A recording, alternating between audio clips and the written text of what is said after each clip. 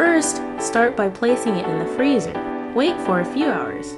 Once the wax is frozen, take the tin out.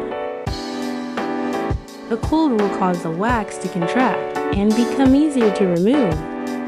Second, prepare some hot water. Heat the candle tin in hot water. Stir until the wax are melted. Pour it out.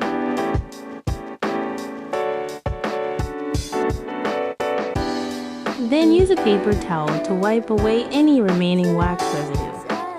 Another way to remove the wax is to add boiling hot water into the candle tin. Wait for all the wax to melt.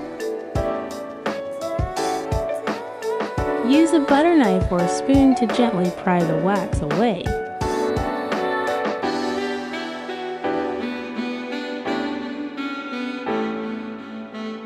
Be careful not to scratch or damage the jar.